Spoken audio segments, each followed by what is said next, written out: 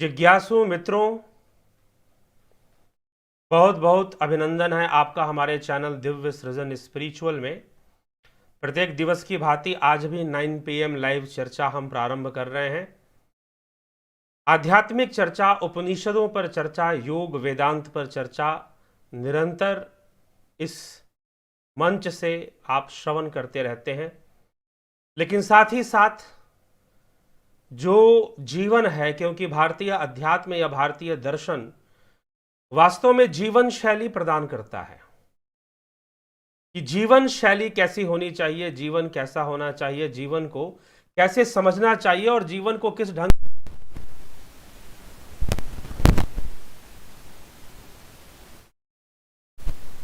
तो अब आप सुन पा रहे हैं आवाज साफ साफ? अगर आप सही से सुन पा रहे हैं तो चर्चा को आगे बढ़ाएंगे, अगर सुनने में कोई परेशानी नहीं है तो ठीक है मित्रों। तो चलिए, मेरे ख्याल से अब ठीक ही है, अब कोई दिक्कत वाली बात नहीं है, आप निश्चय ही सुन पा रहे हैं जी। चलिए, तो चर्चा का विषय है, जैसा कि पहले भी मैंने कहा था कि ये चर्चा हम लेंगे कि क्या आत्मज्ञान से प्रोफेशन चलेगा या कैरियर बनेगा। ये चर्चा लेने का वचन, इस विषय पर बोलने का वचन मैंने आप सभी को दिया था। कई लोगों ने इस पर प्रश्न भी किया था और उसी प्रश्न के अनुकूल आज जो है हम ये चर्चा प्रारंभ कर रहे हैं। तो यह विषय बड़ा गंभीर है। क्या आत्मज्ञान से प्रोफेशन चलेगा या कैरियर बनेगा। कई बार लोग कई तरह के प्रश्न करते हैं, कई बार लोग पूछते हैं कि प्रश्न अपना करते रहते हैं कि आप भी अपना प्रश्न कीजिए, जो प्रश्न करना है उन प्रश्नों पर चर्चा अंत में जरूर की जाएगी। तो कई बार लोग ऐसा प्रश्न करते हैं कि भाई सीख कर क्या होगा, साधना कर कर क्या होगा, आत्मज्ञान, योग, इन सब विषयों को जानकर भला क्या मिल जाएगा। जीवन हमारा चल रहा है, हम तो पैसे से अपना जीवन चलाते हैं, धन से अपना जीवन चलाते हैं, तो उस धन से ही सब कुछ होगा। आत्मज्ञान से भला क्या हो जाएगा, योगाभ्यास से क्या हो जाएगा, योग से क्या हो जाएगा। अब योग को जानना या फिर आत्मज्ञान की प्राप्ति करना, यह सब कोई जरूरी नहीं है। वो ऐसा मानते हैं, लोग कुछ कहते हैं और इससे कुछ होगा नहीं। क्या इससे हमें जीवन का सुख मिल जाएगा, क्या इससे हमारा धंधा चल पड़ेगा, प्रोफेशन अच्छा चलेगा, या इससे हमारा कैरियर बन जाएगा। कि लोग, जो युवा समाज है हमारा, कैरियर बनाने में लगा रहता है, वो अपना कैरियर बनाने में लगा रहता है कि कैसे भी उसका कैरियर बन जाए, अच्छी नौकरी हो जाए और अच्छी नौकरी से अच्छी तनख्वाह आ जाए, फिर उसका अच्छा विवाह हो जाए, अच्छा घर बस जाए। तो ये सारी चीज़ें ये लगी रहती हैं, प्रयास में यह मनुष्य लगा रहता है। कैसे लगा रहता है? तो वृत्तियों के वशीभूत, अनेकों वृत्तियां हैं, आती जाती वृत्तियां हैं, उन वृत्तियों के वशीभूत ही वह लगा रहता है। यह सारे कार्य वृत्तियों के वशीभूत ही होते हैं। तो जो वृत्तियों के वशीभूत जो चीजें हो रही हैं, तो वृत्तियों के वशीभूत कैसे हो रही हैं मित्रों, ये आप थोड़ा सा आज विचार करें कि वृत्तियां हैं, हमारे कर्म संस्कार है, प्रारब्ध का दबाव है, ये सारी चीजें हमसे कर्म करवा रही हैं। लेकिन आत्मज्ञान से ही कर्मों से मुक्ति है, आत्मज्ञान से ही बुरे संस्कारों से मुक्ति है। तो बुरे संस्कारों से मुक्ति बिना ज्ञान के, बिना आत्मज्ञान के, बिना आत्मज्ञान की ओर आगे बढ़े कैसे होगा। एक बार क्या हुआ कि बहुत तेज धूप थी, चिलचिलाती धूप, बहुत तेज चिलचिलाती धूप थी, और एक आदमी जो है वह धूप में चल रहा था, पसीने से भीगा हुआ था, बड़ा परेशान। तभी जो है एक आदमी जो कि पेड़ के नीचे एक व्यक्ति जो कि बैठा हुआ था छाए में, उसके पास जाकर उस व्यक्ति ने कहा कि भाई तुम्हारे पास कोई पानी है तो मुझे पिला दो। उसने पानी पिला दिया।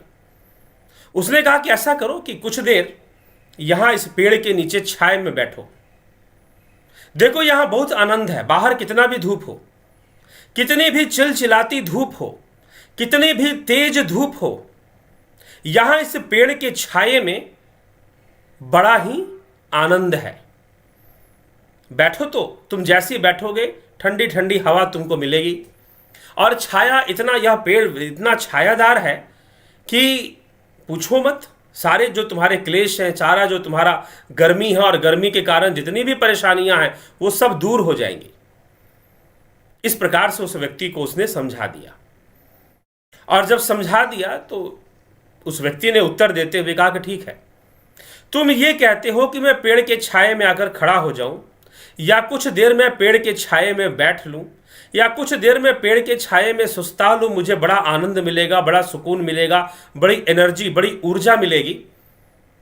तुम ऐसी बातें कह रहे हो, लेकिन मुझे एक बात बताओ कि छाये में आकर, छाये में बैठकर, छाये में आकर और छाये में बैठकर मेरा क्या लाभ होगा? मुझे प्रॉफिट क्या मिलेगा? क्या मुझे कोई लाभ होगा? अब वो व्यक्ति बड़ा हैरान। अब उसके मन में ये बहुत बड़ा प्रश्न है कि भाई ऐसा क्यों पूछ रहा है ये? इतनी तेज धूप, इतनी भयानक गर्मी, जेठ की गर्मी है, इतनी तेज धूप है, बाहर लू चल रही है, और इस पेड़ के नीचे इतना सुकून है, इतना आराम है कि अगर व्यक्ति आधे घंटे भी बैठ जाए तो तरोताजा हो जाएगा इस वृक्ष के नीचे, इस वृक्ष की छाया में, और फिर से अपनी ऊर्जा को एकत्र करके अपना वो काम कर लेगा, अपना काम करेगा। लेकिन वह व्यक्ति सामने से प्रश्न करता है। क्या प्रश्न करता है? कि मेरा इस पेड़ की छाया में बैठकर फायदा क्या होगा? फायदा क्या होगा? क्या 2 रुपए कमाई बढ़ जाएगी? क्या मेरी, क्या 2 रुपए मेरी कमाई बढ़ जाएगी, या कुछ ज्यादा ही तनख्वाह मिलना शुरू हो जाएगा इस पेड़ के नीचे बैठकर? अब वो जो पेड़ के छाये में बैठा हुआ आदमी था वो बड़ा हैरान कि कितना मूर्ख आदमी से पल्ला पड़ गया मेरा। अरे इतनी तेज धूप है, गर्मी के कारण लोग पसीने से तरबतर होकर, बेहोश होकर गिर जा रहे हैं मजदूरी करते करते, और इस अड़ियल आदमी को देखो, इसको मैं समझा रहा हूं, बता रहा हूं कि अरे यह पेड़ की छाया देखो, इस पेड़ की छाया में कितना सुकून है। कुछ देर आकर इस पेड़ की छाये में सुकून ले लो, थोड़ा सा बैठ जाओ यहां पर, तुम्हें नई ऊर्जा मिल जाएगी, नई ताजगी मिल जाएगी, तुम्हारे अंदर एक नया तरंग दौड़ जाएगा। तुम बैठ कर तो देखो, और फिर तुम काम कर लेना जितना काम करना हो, और जब तुम्हारे अंदर नई ताजगी मिल जाएगी तो फिर निश्चय ही तुम 2 रुपया ज्यादा ही कमाओगे, क्योंकि काम भी ज्यादा कर लोगे। लेकिन उस आदमी को यह बात समझ में नहीं आ रही है। वो प्रश्न क्या कर रहा है कि मुझे बड़ा आए समझाने वाले, पेड़ की छाये में बैठ जाओ। क्यों पेड़ की छाये में बैठ जाओ? गर्मी है तो है, मैं पेड़ की छाये में क्यों बैठूं? मेरा क्या लाभ, क्या फायदा, क्या दोगे मुझे? चलो मैं पेड़ की छाये में बैठ दूंगा, तुम मुझे क्या दोगे ये बताओ? समझने का प्रयास कीजिएगा। ऐसे ही मनुष्य की स्थिति है, ऐसे ही मनुष्य की स्थिति है, यही मनुष्य की हालत है।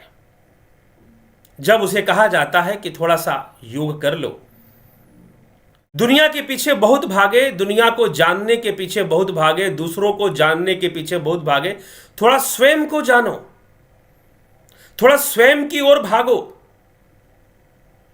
थोड़ा स्वयं को पहचानो, थोड़ा सा आत्मज्ञान को भी, आत्मज्ञान रूपी वृक्ष, अध्यात्म रूपी वृक्ष, कभी अध्यात्म रूपी वृक्ष की शरणागति भी हो जाओ, कभी उसे भी अपना समर्पण दो,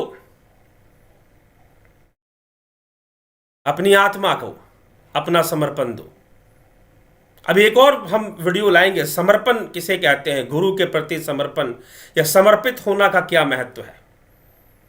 क्योंकि मुख से कहना, जिज्ञासुओं, मुख से कहना बहुत सरल हो जाता है कि ईश्वर से प्रेम है, समर्पण है, लेकिन वास्तव में जो चीजें हैं वो कुछ और ही हैं।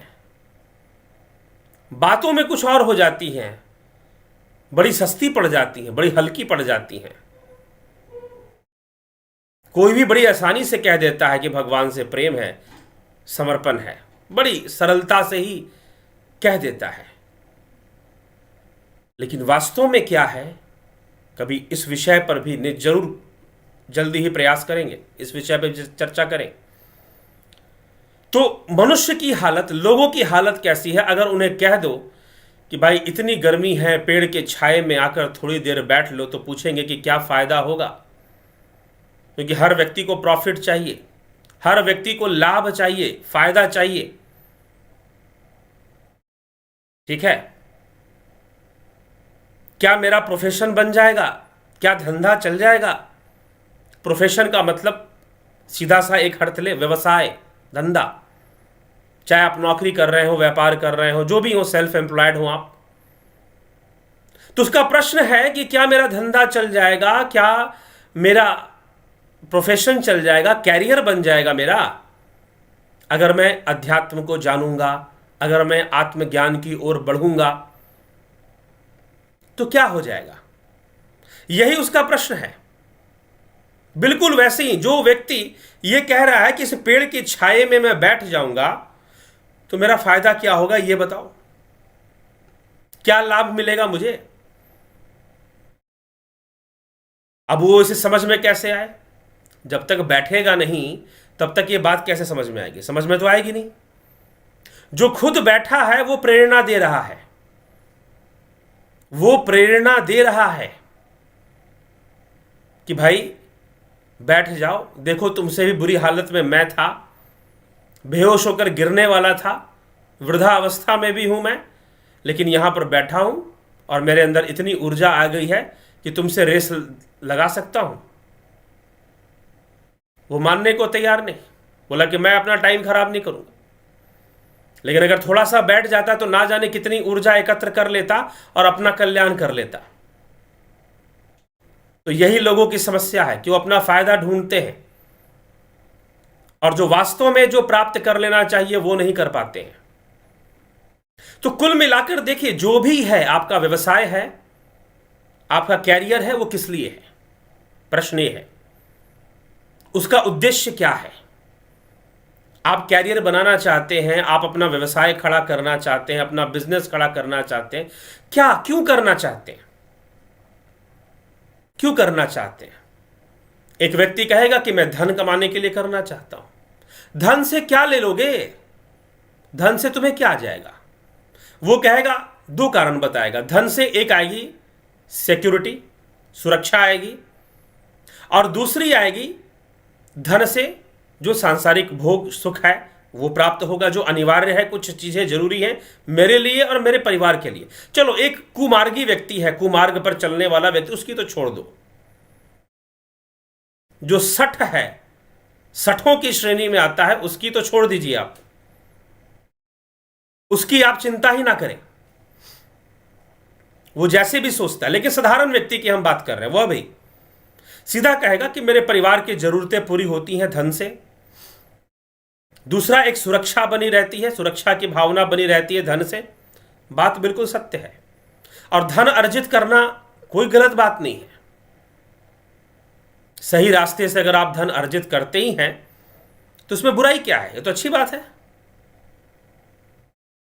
लेकिन प्रश्न ये उठता है कि आखिर करना क्यों है? क्यों करना है? बहुत धन क्यों इकट्ठा करना है? दो तीन कारण हैं।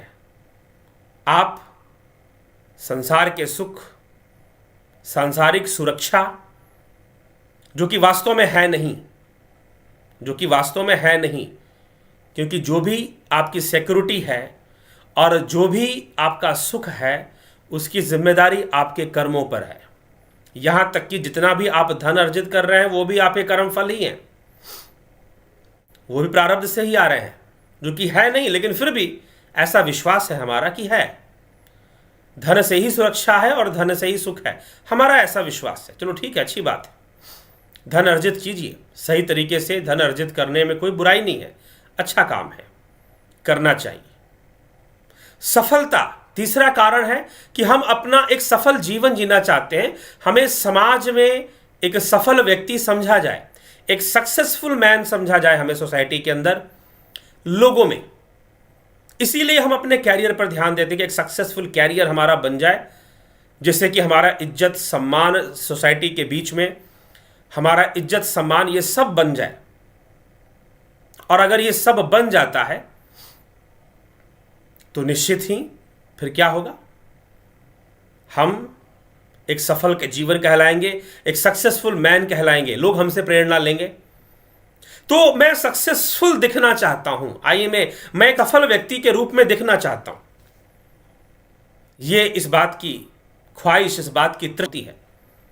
लेकिन ये सब प्राप्त मुझे करना है। अब ये प्राप्त मुझे पेड़ के छाए में बैठकर क्या हो जाएगा? पेड़ के छाए में बैठकर ये सब कैसे मिल जाएगा? आत्मज्ञान के मार्ग पर चलकर, अध्यात्म के मार्ग पर चलकर ये सब सारी चीजें कहां से आ जाएंगी? यही तो समस्या है कि कैसे आएंगी ये सारी चीजें। तो मित्रों, आज यही समझना है। और आज देखिए, इत्तेफाकन, इसे एक संजोग कहिए कि इस विषय पर आज आप लोगों से मैं चर्चा करने के लिए मैंने विषय चुना। और बस कुछ न्यूज देख रहा था मैं, एक न्यूज फ्लैश किया कि एक हमारे देश के एक फीमेल रेसलर ने, रितिका फोगाट, उन्होंने आत्महत्या कर ली। आत्महत्या का कारण बताया जा रहा है कि पिछले मैच में जहां पर उन्होंने कुछ रेसलिंग की, वहां पर उनका एक पॉइंट से वो पिछड़ गई, उनकी पराजय हो गई और वो उन्होंने आत्महत्या कर ली, सुसाइड कर लिया। कई केसेस हैं, आप आए दिनों सुनते रहते हैं। बॉलीवुड में सक्सेसफुल कैरियर बनाने वाले सुसाइड करते रहते हैं कई कारणों से। कभी रिलेशनशिप मेंटेन नहीं हो रहा, कभी पैसा मेंटेन नहीं हो रहा। अगर सक्सेस मिल रहा है, पैसा भी मिल रहा है, तो रिलेशनशिप मेंटेन नहीं हो पा रहा। और कई बार रिलेशनशिप मेंटेन कर रहे हैं तो पैसे नहीं कमा पा रहे हैं और सक्सेसफुल लाइफ नहीं बन पा रही है। बहुत सारी चीजें, बैलेंस, सारी चीजें नहीं हो पा रही हैं। चारों खाने भर नहीं रहे हैं हमारे। तो कई तरह की समस्याएं हैं लाइफ के अंदर, जीवन के अंदर। और फिर लोग आत्महत्याएं, ऐसी ऐसी सूचनाएं भी मिलती रहती हैं, ऐसे समाचार भी मिलते रहते हैं। ठीक है, तो मित्रों ये बात है। अब आत्महत्या, चलो रितिका फोगाट की आत्महत्या की आज की घटना है, ये प्रेजेंट है। तो क्या यही रास्ता बचा था? क्या सक्सेसफुल कैरियर नहीं था उसके पास?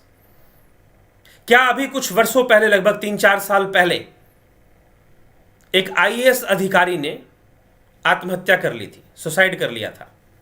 आपने सुना होगा, पूरा देश उस वीडियो को, उनका जो आत्महत्या करने के पहले अपनी वीडियो जारी करना और पत्र लिखकर फिर ट्रेन से कटकर मृत्यु उनकी हुई, आत्महत्या उन्होंने की, इस प्रकार की घटना सामने आई थी। क्या सक्सेसफुल कैरियर नहीं था? क्या प्रोफेशन अच्छा नहीं था? कैरियर सक्सेसफुल था, प्रोफेशन अच्छा बहुत था, शादी बहुत बड़े घर में हुई थी, लेकिन लाइफ अनसक्सेसफुल था। लाइफ अनसक्सेसफुल था, यह ध्यान रखिएगा। तो मित्रों, क्यों चाहिए सक्सेसफुल कैरियर? क्यों चाहिए सक्सेसफुल प्रोफेशन? आत्मज्ञान से हमारा धंधा चल जाएगा, आत्मज्ञान से हमारा कैरियर बन जाएगा। क्यों कैरियर बनाना है आपको?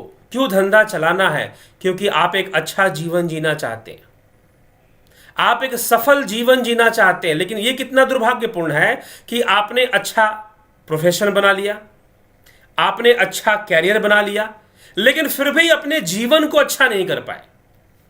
अब कौन जिम्मेदार है, यह बताओ?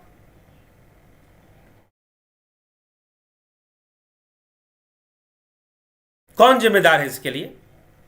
तो अच्छा कैरियर, अच्छा प्रोफेशन आपने सब बना लिया और फिर भी ऐसे लोग, पता चले, सूचना मिले कि आत्महत्या कर लेते हैं ऐसे लोग। अच्छा कैरियर बनाने वाले, सफल प्रोफेशन जिनका है वो, और आत्महत्या कर लेते हैं, तो फिर रह क्या गया? फिर जीवन तो असफल हो गया। या नशे के आदी बन जाते हैं, बहुत धन कमाए, बहुत धन, इतना धन कमा लिया कि भाई दुनिया का कोई भी कोना छूना उसके लिए मुश्किल नहीं है। सारे मजे संसार के, सांसारिक भोगों के सारे सुख भोग लिए। अंत में दौलत इतनी कि चरस और गांजे में मुंह मारने चले गए। चरस और गांजे में मुंह मारने चले गए। क्या यही था आपका सक्सेसफुल लाइफ? क्या यही था सक्सेसफुल कैरियर? क्या इसी को कहेंगे सफल कैरियर आप मानेंगे? तो प्रश्न यह है, ठीक है। तो ऐसी कई घटनाएं हैं, ऐसी कई, अभी पीछे कोई एक्टर मुंबई के अंदर, शायद कोई संदीप करके कोई संजीव या संदीप करके कोई अभिनेता थे, जिन्होंने किसी फिल्म में भी सुशांत सिंह राजपूत के साथ काम भी किया। अच्छा, उनको मिल रहा था सब कुछ। अब तो पहले बहुत संघर्ष करते थे, अब तो उनको बहुत सारे फिल्में और बहुत सारा काम मिलना शुरू हो गया था, पैसा आना शुरू हो गया था, लेकिन रिलेशनशिप मेंटेन नहीं हो पाया, रिश्ते नहीं संभाल पाए, और फिर आत्महत्या, सुसाइड, या फिर नशा। कहां चले गए? नशे के गर्त में डूब गए। तो अब ये सब सारी चीजें क्यों हो जाती हैं? क्या आप इसे सफल जीवन कहेंगे? तो कुल मिलाकर आपके जीवन का उद्देश्य है, आपके सफल कैरियर, सफल रिलेशनशिप अच्छे होने चाहिए, कैरियर अच्छा होना चाहिए, प्रोफेशन अच्छा होना चाहिए। इन सब का एक उद्देश्य है कि आपका जीवन अच्छा होना चाहिए। आप अच्छा प्रोफेशन चाहते हैं, आप अच्छा कैरियर चाहते हैं, आप अच्छा रिलेशनशिप चाहते हैं, क्योंकि आप एक अच्छा जीवन जीना चाहते हैं। That's all. लेकिन एक अच्छा जीवन जीने के लिए आपकी शर्तें हैं: अच्छा प्रोफेशन, अच्छा कैरियर, अच्छा रिलेशनशिप, अच्छा बैंक बैलेंस, अच्छा इनकम। आपकी ये सारी कंडीशंस हैं, आपकी ये सारी शर्तें हैं। तो ये शर्तें जो है ना, कई बार एक मृग मरीचिका के समान होती है। मृग मरीचिका मतलब कि जो रेगिस्तान में, अगर रेगिस्तान के अंदर आप जाएंगे तो सूर्य की किरणें जब रेत पर पड़ती है ना, तो वो एक मिराज, एक माया क्रिएट कर देती है। मिराज फॉर्मेशन जिसे कहते हैं, मृग मरीचिका। वो क्या है कि पानी आपको दिखाई देगा, जल आपको दिखाई देगा। कई बार चिलचिलाती धूप में आप गाड़ी निकल के ले जाओ तो सड़कों पर भी पानी दिखाई देता है, लेकिन पानी होता नहीं है। वह तो सूर्य की ही किरणें हैं जो उस प्रकार से चमकती हैं पानी की तरह। तो ये जो पानी की तरह जो सूर्य की किरणें हैं, वो पानी दिखना शुरू हो गया तो कई बार एक मृग मरीचिका हमारे सामने होती है, मृग तृष्णा हमारे सामने होती है। जो कस्तूरी कुंडल बसे मृग ढूंढे वन माही, वैसे घट घट राम बसत है दुनिया बूझत नाही। तो कुल मिलाकर उद्देश्य क्या है मित्रों? जीवन सफल होना चाहिए। जीवन सफल करने के लिए आपको अपना कैरियर सफल करना है, आपको अपना प्रोफेशन सफल करना है, आपको अपना रिलेशनशिप सफल करना जरूरी है, तभी तो जीवन सफल होगा। तो एक बात ध्यान रखिए कि यह जो आत्मज्ञान है, यह जो आध्यात्मिक ज्ञान है, यह भी आपके जीवन को सफल करने के लिए है। यह भी आपके जीवन को सफल करने के लिए है। इसका सबसे बड़ा और सबसे प्रथम उपयोग कुछ है तो आपका जीवन सफल होना चाहिए। आध्यात्मिक ज्ञान का उद्देश्य क्या है कि सर्वप्रथम आप एक सफल जीवन जी पाएं। यह आध्यात्मिक ज्ञान का प्रथम उद्देश्य है। आप मोक्ष की प्राप्ति कर लेंगे, आप कैवल्य की प्राप्ति कर लेंगे, या कहें कि आप ईश्वर की प्राप्ति कर लेंगे, वो सब चीजें बाद में है। लेकिन आप समाज के बीच में या अपने इस संसार में एक सफल जीवन आप जी पाए, यह हुनर, यह तरीका हमें सीखने को मिलता है अध्यात्म से। अध्यात्म हमें यह चीज देता है। अध्यात्म हमें जीवन जीना सिखाता है। पतंजलि का योग सूत्र, महर्षि पतंजलि का योगश्चित्त वृत्ति निरोधा, नकारात्मक विचारों से मुक्त होना सिखाता है, अपने वृत्ति और विचारों को नियंत्रण करना सिखाता है। क्योंकि एक बात ध्यान रखिएगा कि अगर आपकी असफलता में सबसे बड़ा अगर कोई कारण है तो वो आपका मन है, आप स्वयं हैं। क्योंकि कई बार आप ऐसी चीजों को इतना महत्व दे देते हैं जिनका महत्व होता ही नहीं है। दिल्ली के अंदर एक 10वीं क्लास की, लगभग आज से 10 साल पहले 2008 या 10 की घटना होगी है। एक बालिका ने, जिसने 10वीं कक्षा की परीक्षा दी, सीबीएसई बोर्ड 10th क्लास की, उसने पेपर दिया और पेपर देने के बाद वो टॉप करती थी, अपने स्कूल की टॉपर रहती थी हमेशा। पेपर देने के बाद उसको लगा, फाइनल पेपर देने के बाद, कि शायद किसी एक सब्जेक्ट में, मैथ्स में या किसी दूसरे किसी सब्जेक्ट में उसके नंबर अच्छे नहीं आएंगे। उसने कुछ सवाल गलत लिख दिए हैं, उसका उत्तर गलत लिख दिया है, उसके अच्छे अच्छे नंबर, वो नहीं अंक आने वाले उसमें। ये बात उसके मन में डर था उसका। और अगर अच्छे नंबर नहीं आए तो मैं तो अपने स्कूल में टॉप होती आई हूं, तो फिर मेरी छवि क्या रह जाएगी, मेरा इमेज क्या रह जाएगा, क्या रह जाएगा, मेरी क्या छवि रह, इस बात का डर भाई। फिर आप देखिए, विचार है ना, विचार हैं, विचारों से विचार जुड़ते जाते हैं, जुड़ते जाते हैं। कभी महर्षि पतंजलि को गौर से पढ़ोगे, नहीं पढ़ सकते तो हमारे चैनल पर जाइए, पतंजलि योग सूत्र का संपूर्ण भाष्य है, सुनिए उसे। समाधिपाद से लेकर प्रथम अध्याय समाधिपाद, साधनापाद, विभूतिपाद, कैवल्यपाद, चारों अध्यायों की व्याख्या है। भविष्य में भी हम इस व्याख्या को भी और करेंगे पतंजलि योग सूत्र पर, और उसको उत्कृष्ट कर कर आएगा आगे, इसकी भी तैयारी है। तो मित्रों, क्या देता है योग सूत्र, हमें क्या सिखा रहा है कि कैसे बचना है इन सब चीजों से। शैतान कहीं बाहर नहीं, हमारे भीतर बैठा हुआ है। अब वो बच्ची 10वीं कक्षा की परीक्षा देने वाली वो लड़की, अब वो एक कनेक्शन जुड़ रहा है ना, विचारों से विचार बन रहे हैं।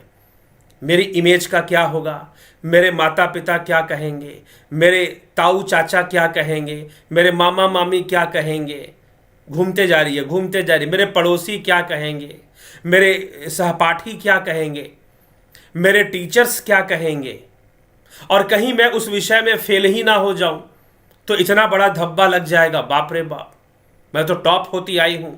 और मेरे माता पिता जो मुझसे एक्सपेक्ट करते हैं कि मैं 99.9% लाकर पास हो जाऊंगी, जो मुझसे ऐसा आशा बनाए हुए हैं, उनकी आशाओं का क्या होगा, परिवार की छवि, परिवार की इज्जत का क्या होगा। सब जानते हैं कि भाई मैं टॉप करती हूं, बड़ा मेरे माता पिता को और मेरे घर वालों की बड़ी इज्जत है इस कारण से, उन सब का क्या होगा। बहुत सारी बातें उसके दिमाग में चल रही हैं।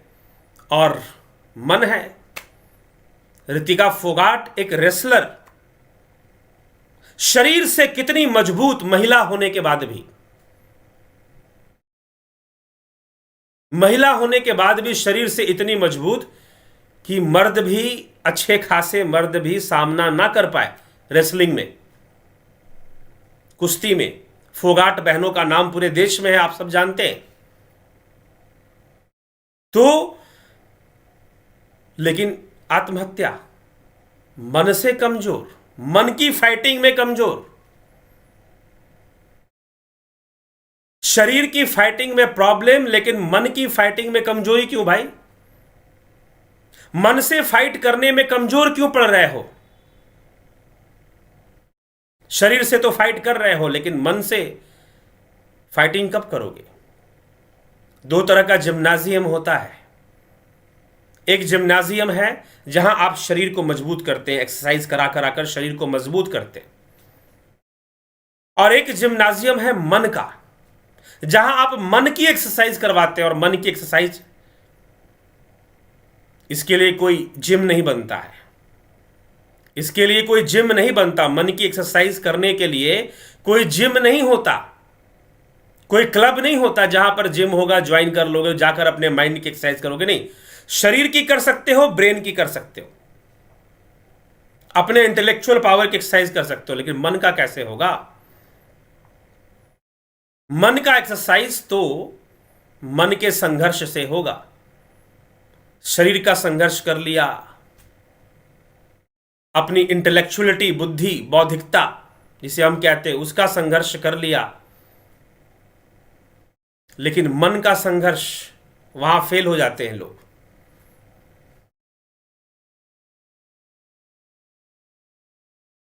वहां फेल हो जाते हैं लोग। ठीक है, तो ये जो वहां फेल हो जाने वाले लोग हैं, क्यों फेल हो जाते हैं उस जगह पर? मन से क्यों फेल होते हैं? कारण है कि आध्यात्मिक ज्ञान नहीं है। कारण है कि आप आत्मज्ञान के मार्ग पर नहीं चले, आप स्वयं को जानने के मार्ग पर नहीं चले। आपने बड़ी बड़ी व्यवस्थाएं बना दी, आप डीएम बन गए, आईएएस अधिकारी बन गए, बड़ी बड़ी व्यवस्थाओं में आप चलने लगे, लेकिन आपके अंदर की जो व्यवस्था है ना, जो इनर असेंबलिंग है, inner assembling and inner engineering जो है, वहां आप मार खा जा रहे हो। जैसे एक कंप्यूटर बना है, एक मोबाइल बना है, तो अपने आप में कोई मोबाइल कोई एक चीज तो नहीं है, वो कई चीजों से मिलकर बना है। कई सारे सर्किट, कई सारे चिप, पहले हार्डवेयर फिर सॉफ्टवेयर, उन सबको मिलकर एक मोबाइल बना है जिसमें आप ये वीडियो देख रहे होंगे, या एक कंप्यूटर लैपटॉप बना है जिसमें आप इस लाइव सेशन को देख रहे होंगे। वैसे ही ये जो जीव है ना, ये जो जीव, ये जो मनुष्य है, ये कैसे असेंबल हुआ है? ये भी असेंबल हुआ है पार्ट्स को मिलाकर, ये भी कोई सिंगल चीज नहीं है। ये भी, इसकी भी असेंबलिंग हुई है। कैसे असेंबलिंग हुई है इसको जानना था ना थोड़ा सा। हार्डवेयर कैसे बना वो तो चलो हार्डवेयर मेडिकल साइंस आपको बता देगा थोड़ा बहुत, लेकिन हार्डवेयर और सॉफ्टवेयर का जो रिलेशन है, एक संबंध है हार्डवेयर सॉफ्टवेयर का, वो क्या है? सूक्ष्म शरीर और स्थूल शरीर का संबंध। सूक्ष्म शरीर और स्थूल शरीर का संबंध लगभग 25-30 साल पहले दिल्ली की एक सच्ची घटना है। संभवतः नांगलोई क्षेत्र की या किसी, आप उस क्षेत्र की कहीं की एक घटना है दिल्ली की ही। क्या कि एक सेठ जी थे, सेठ जी की बड़ी सी दुकान, बड़ा सा गोदाम, ये सारी चीजें थी। तो अब हुआ क्या कि वहां कुछ लोग रहते थे और भी मार्केट भी था, दुकान भी था कुछ। घटना क्या घटती है कि वहां पर सेठ जी के दुकान में या गोदाम में, वही दोनों एक साथ में था कुछ, तो वहां पर आग लग जाती है। क्या लग गई? आग लग गई। सुनिएगा ध्यान से। आग लग गई तो अब हुआ क्या कि तब फोन, मोबाइल फोन हुआ नहीं करते थे, और फोन होते थे आपके वो वाले जो टेलीफोन बूथ हुआ करता था ना, उस पर बूथ पर जाकर लोग फोन करते थे। एसटीडी कॉल, लोकल कॉल जो लोग किया, एसटीडी बूथ जो हुआ करते थे, तो वहां से लोग फोन करते थे। तो आग लग गई, और उस समय भाई कोई वहां पर था नहीं, और किसी ने नंबर पढ़ा, दुकान पर जो नंबर लिखा था सेठ जी का ही नंबर था, और किसी ने एसटीडी बूथ से उनको फोन किया कि भाई आपकी दुकान में ऐसे ऐसे आग लग गई है और आप जल्दी आ जाइए। आप देख लीजिए अब सेठ जी का भाई, नहीं उन्होंने लोन लेकर, बैंक से बहुत लोन लिया होगा अपना बिजनेस शुरू करने के लिए, बहुत सामान, बहुत माल, अब आग के लपटे, आग लग गई है, आग लग गई है। अब बात कुछ उनको गई, बात जब गई उनके पास, तो अब बात का रिएक्शन कैसे हो रहा है देखिए। सेठ जी जल्दी जल्दी उठे, जैसे तैसे अपनी गाड़ी वाड़ी कर कर वो वहां पर दुकान की ओर भागे कि देखो भाई दुकान आग लग गई, फायर ब्रिगेड को फोन करूं, क्या करूं, पूछूं। बेटे भी बड़े थे उनके, तो साथ में उनको लेकर दौड़कर आए आ तो गए, लेकिन छाती पकड़कर आए, छाती पकड़कर। जब पहुंचे तो सीने पर हाथ था, बहुत हाफ रहे थे, और जब देखा वहां पर तो क्या देखा कि आग उनकी दुकान में नहीं लगी है, बगल वाली दुकान में लगी है। अभी अपनी दुकान में आग लगने में बहुत टाइम है। ये उन्होंने देखा, उनके बच्चों ने देखा, अपने पापा को समझाया कि पापा कुछ भी नहीं हुआ है, सब ठीक है, परेशान होने की कोई ज़रूरत नहीं है। लेकिन बहुत देर हो चुकी थी, सेठ जी को हार्ट अटैक आ चुका था। सेठ जी को तब तक हार्ट अटैक हो चुका था और उनको हॉस्पिटल ले जाना पड़ा। हार्ट अटैक आया, कुछ दिन के लिए कोमा में रहे और फिर देह त्याग दिया। फिर देह त्याग दिया। कौन, किसने किया? एक विचार, एक थॉट कि ऐसा हो गया, ऐसा हो गया या वैसा हो गया। इस विचार ने ही तो ऐसा कर दिया ना। तो मित्रों, यह विचार है। हम स्वयं की संरचना को नहीं समझते कि किस प्रकार से विचारों की प्रतिक्रियाएं होती हैं, किस प्रकार से कोई विचारधारा हमारे ऊपर हावी हो जाती है। अगर हम उसे हावी होने से रोक लें तो ना जाने कितनी बड़ी बड़ी समस्याओं का समाधान हमें मिल जाएगा। क्योंकि जब हम सम्मोहन में होते हैं ना, विचारों के सम्मोहन में,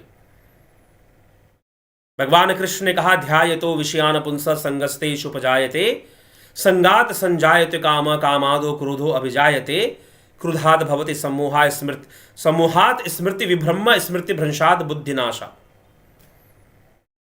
ध्यायतो विषयान पुंस, विषयों का ध्यान करने से निरंतर उन्हीं की फ्रीक्वेंसी बढ़ जाएगी, वही फ्रीक्वेंसी बढ़ जाएगी।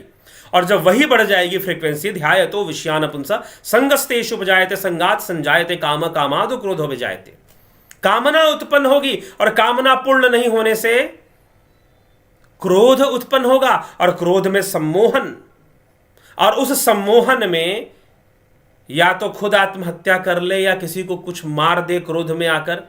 क्या कर दे आदमी बताना मुश्किल है। उस सम्मोहन में आकर वो कौन सा स्टेप उठा ले और क्या कर दे, ये बताना मुश्किल है। ठीक है जिज्ञासुओं? तो इसीलिए चाहिए क्या आपको? चाहिए क्या? प्रोफेशन किस लिए चाहिए? धंधा किस लिए चाहिए? कैरियर किस लिए चाहिए? एक अच्छा जीवन जीने के लिए चाहिए। दुर्भाग्यपूर्ण है कि धंधा अच्छा, कैरियर अच्छा, रिलेशनशिप अच्छा, फिर भी जीवन अच्छा नहीं, फिर भी जीवन अवसाद से भरा हुआ, फिर भी जीवन में अशांति। लाभ क्या मिला फिर? जब जीवन ही अच्छा नहीं हो पा रहा तो अच्छा कैरियर, अच्छा व्यवसाय, इन सबों का फिर लाभ ही क्या? फिर खुद से जरा विचार करें। इसलिए आपको अच्छा जीवन तो आत्मज्ञान की नितांत आवश्यकता है मनुष्य को। और कुछ लोग कहेंगे नहीं, पहले मैं मेहनत करूंगा, पढ़ाई करूंगा। मुझसे कुछ लोग कहते हैं कि गुरुजी, आचार्य जी, सर,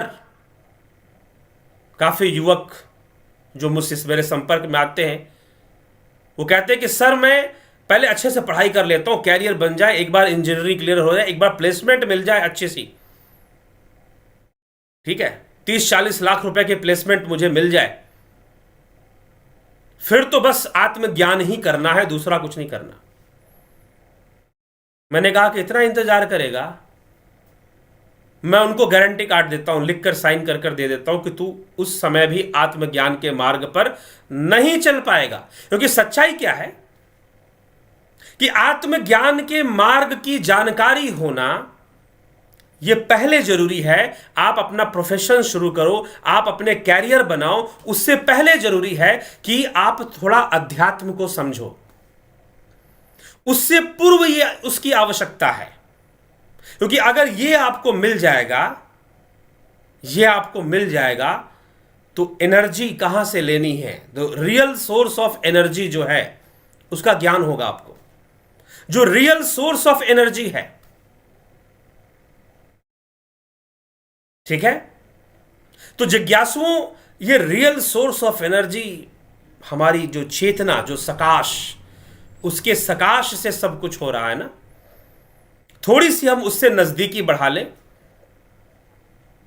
थोड़ा सा अपने आप से नजदीकी बढ़ा लें, थोड़ा सा कर्मों के सिद्धांत को समझ लें, थोड़ा सा निष्काम कर्म योग का उपदेश समझ लें, थोड़ा सा जीवन मृत्यु के रहस्य को जान लें, क्या दिक्कत है? जीवन जीना सरल हो जाएगा। जीवन जीना सरल हो जाएगा, जीवन बेहतर हो जाएगा। एक बहुत सुंदर जीवन जियोगे, एक बहुत अच्छा जीवन जियोगे। सफल हुए तो भी अच्छे से, असफल हो गए, कैरियर में थोड़ी असफलता मिल गई तो भी अच्छे से जीवन जियोगे। और यही कृष्ण पांडवों को समझा रहे थे, यही कृष्ण पांडवों को समझा रहे थे। महाभारत के कर्ण पर्व में घटना आती है, मैं आपको सुना रहा हूं, मुझे याद आ गई। वैसे थोड़ी सी लंबी कहानी है, लेकिन मैं कोशिश करूंगा कि छोटा करके सुनाऊं। क्या घटना आती है, ये कहीं टीवी सीरियल में कहीं दिखाया नहीं गया, लेकिन आप कर्ण पर्व में जाकर पढ़ेंगे तो आपको मिल जाएगी। महाभारत, बृहत महाभारत में पढ़िए। कोई एक पुस्तक होगी महाभारत की, तो उसमें शायद छोटे में लिख दिया गया हो, लेकिन जो बृहत महाभारत है, गीता प्रेस 4 पार्ट में इतनी मोटी मोटी महाभारत के 4 भाग छापते हैं। तो उसमें एक कथा आती है कर्ण पर्व के अंदर कि कर्ण पर्व जब शुरू हुआ तो अर्जुन और कृष्ण, भगवान कृष्ण अर्जुन को दूर ले जाते हैं कुछ समझाने के लिए, युद्ध भूमि से दूर। और जब युद्ध भूमि से दूर ले जाते हैं तो कर्ण का सामना करने के लिए कौन करेगा, कौन सेना का अध्यक्ष बनेगा, सेनापति नियुक्त होगा। तो भगवान कृष्ण ने कहा कि युधिष्ठिर तुम ही संभालो, तुम ही संभालो, और तब तक हम लोग आ जाएंगे। हम लोग प्रयास करेंगे कि दिन ढलने के पूर्व हम तुम तक पहुंच जाएं, युद्ध का निर्णय हमारे ही हाथों होगा। ऐसा कहकर कृष्ण भगवान चले गए। अब इधर क्या हुआ, युधिष्ठिर को अब कर्ण का सामना करना पड़ा। अब युधिष्ठिर इतना गुणवान था नहीं, युधिष्ठिर इतना गुणवान था नहीं कि कर्ण का सामना कर सके। यद्यपि कर्ण का सामना करने का सामर्थ्य तो अर्जुन में भी नहीं था, और ये कृष्ण भी जानते थे भली भांति कि अर्जुन में भी कर्ण का सामना करने का सामर्थ्य नहीं था। लेकिन कर्ण ने यह वचन दिया था, यह वचन दिया था कि कुछ भी हो जाए मैं अपने भाइयों को मरने नहीं दूंगा। पांडवों को अभी नहीं पता था, लेकिन कर्ण को पता था कि मैं भी कुंती पुत्र हूं और ये मेरे भाई हैं। तो कर्ण ने कह दिया था कि मैं अपने ना भाइयों को मारूंगा ना मरने दूंगा। इस तरह का वचन वो पहले ही दे चुका था। तो कृष्ण को किसी बात की चिंता नहीं थी। भगवान कृष्ण अर्जुन को लेकर चले गए, लेकिन युधिष्ठिर के ऊपर आफत आ गई। अब कर्ण का सामना कैसा करें? अब कर्ण के सामने जाकर खड़ा हो गया, युद्ध शुरू हो गया, और कर्ण ने ऐसे ऐसे बाण मारे कि युधिष्ठिर के तो हालत खराब हो गई। रथ का पहिया, पूरा रथ उसका क्षतिग्रस्त कर दिया, भूमि पर गिरा दिया। कई बाण जंघाओं में मार दिए, भुजाओं में मार दिए। बस ऐसे अंगों में नहीं मारे जहां से उसकी मृत्यु संभव थी, ऐसे अंगों में कर्ण ने बाण नहीं मारे, लेकिन घायल कर दिया, अधमरा कर दिया युधिष्ठिर को। युधिष्ठिर को युद्ध भूमि छोड़कर भागना पड़ा अपने प्राणों की रक्षा के लिए, क्योंकि युधिष्ठिर को यह नहीं पता था कि कर्ण मेरा वध नहीं करेगा। युधिष्ठिर को लगता था कि वध कर देगा। वो वहां से भाग खड़े हुए गए और छावनी के अंदर अपने जो उनका आयुर्विज्ञान का जो केंद्र होता था, वहां उनके वैद्य वगैरह होते थे, तो वैद्य जी ने इलाज शुरू कर दिया। खबर एक दूत को भेजा कि जाओ खबर देकर आओ, अर्जुन को खबर पहुंचाओ कि ऐसी ऐसी घटना घट गई है और युधिष्ठिर अधमरे हैं या मर जाएंगे, कुछ ऐसी बहुत बुरी तरह से घायल हो गए हैं। अर्जुन के पास खबर पहुंची, सूचना पहुंची, भागे भागे दोनों आए, सीधा युधिष्ठिर के शिविर में पहुंचे। भगवान कृष्ण तो निश्चिंत थे कि कर्ण तो कुछ करने ही वाला नहीं है, युद्ध करेगा, सैनिकों का वध करेगा, लेकिन इनको तो नहीं कुछ करेगा। अब कृष्ण अर्जुन को लेकर वहां पर पहुंचे। युधिष्ठिर पराजित है, मात्र बाहर से नहीं, शरीर से नहीं, अपने मन से पराजित था। डिप्रेशन में था, अवसाद से ग्रस्त था, हारा हुआ था और पगलाया हुआ था। दोनों ही स्थिति उसके साथ थी, पगलाया भी हुआ था। वो प्रसंग पढ़ेंगे तो स्पष्ट होगा। अर्जुन जैसे ही पहुंचा, युधिष्ठिर ने अर्जुन को देखकर कहा कि अरे अर्जुन तुम आ गए, इसका मतलब कि तुम अगर मेरे पास यहां पर आए हो तो इसका अर्थ यह है अर्जुन कि तुमने कर्ण का वध कर दिया है, तुमने कर्ण को मार दिया है, तुमने कर्ण का वध कर दिया है। अर्जुन ने कहा कि नहीं नहीं, मैं तो युद्ध भूमि में गया ही नहीं, मैं तो बाहर भगवान कृष्ण के साथ रथ लेकर दूर चला गया था और मैं सीधा वहीं से आ रहा हूं, मैं युद्ध भूमि में नहीं गया।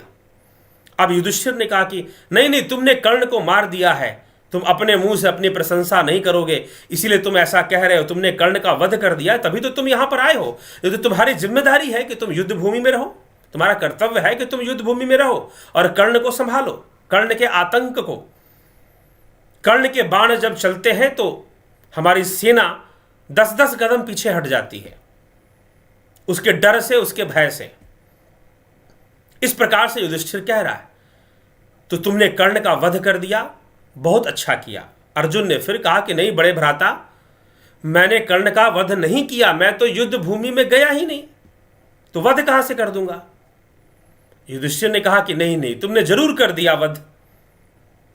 और जब इस प्रकार से अर्जुन ने बार बार कहा, तीसरी बार कहा कि मैंने वध नहीं किया, तो फिर युधिष्ठिर ने कहा कि यह क्या बोल रहा है कि वध नहीं किया, मतलब युद्ध भूमि को नहीं संभाला। अरे वो तो हमारे सारे भाइयों को मार डालेगा, वो तो यमदूत बनकर उतरा हुआ है, काल बनकर उतरा हुआ है युद्ध भूमि में, हमारे पक्ष के लिए वो काल है, वो सारे भाइयों का वध कर देगा अगर तुमने युद्ध नहीं किया। और तुम यहां पर क्या कर रहे हो, क्या इसी दिन के लिए। अब युधिष्ठिर था डिप्रेशन में, अब वो बोले जा रहा है, क्या बोल रहा है उसे खुद नहीं पता क्या बोल रहा है, अर्जुन को बोल रहा है। वहां पर आता है कि अर्जुन को युधिष्ठिर ने कहा कि तुम तो नपुंसक निकले, तुम युद्ध भूमि में नहीं गए, यहां मेरे पास आए हो मुझे देखने। अगर तुम मुझसे युद्ध नहीं कर सकते तो तुम्हें गांडीव छोड़ देना चाहिए, क्यों गांडीव लेकर घूमते हो, प्रदर्शन करते हो, दिखावा करते हो सर्वश्रेष्ठ योद्धा होने का।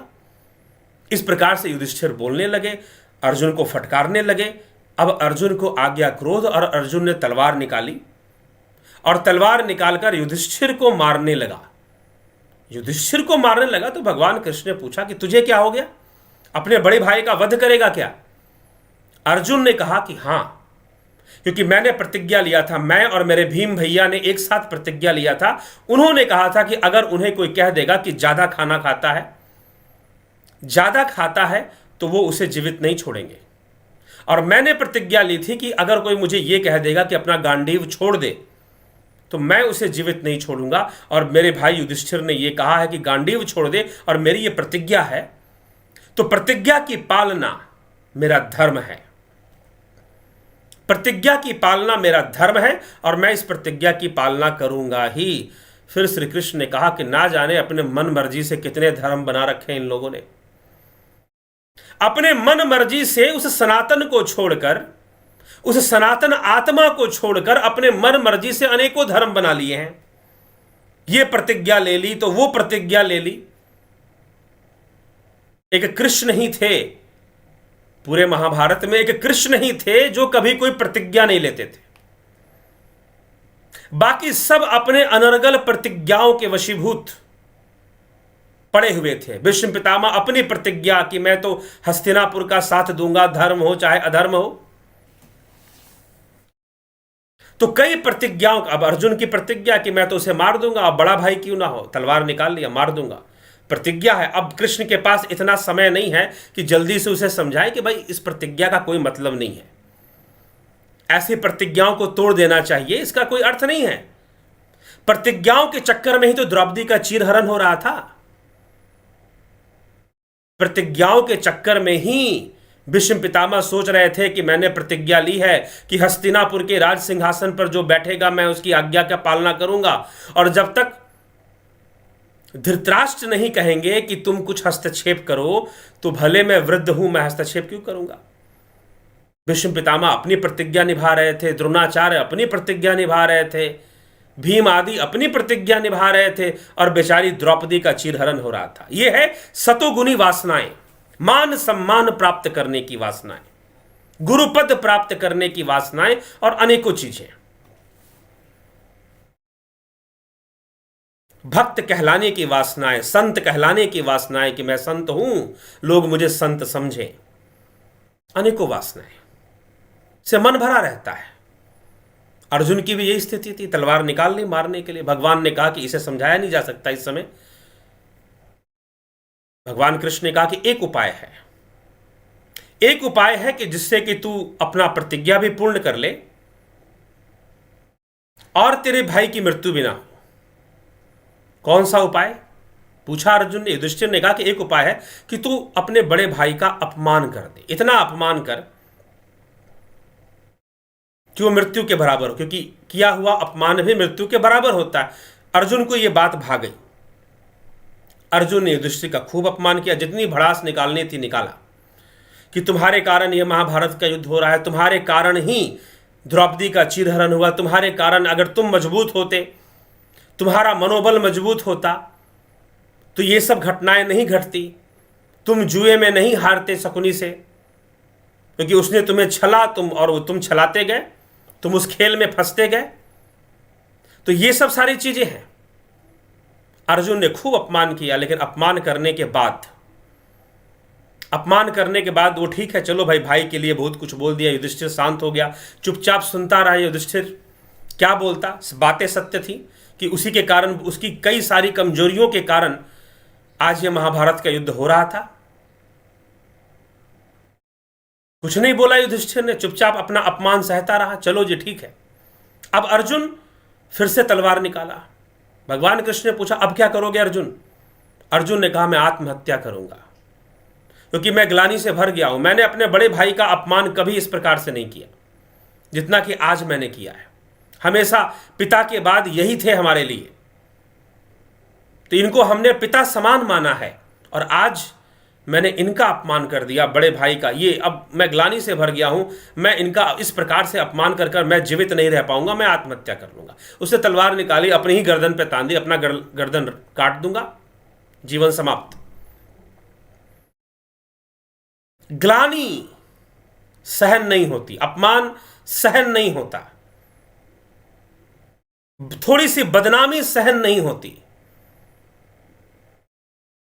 बस समस्या यहीं पर है। लेकिन जो आत्मज्ञान के मार्ग पर चल रहा है ना, वह इन सब विषयों की चिंता नहीं करता, इन सब विषयों में उलझता नहीं है।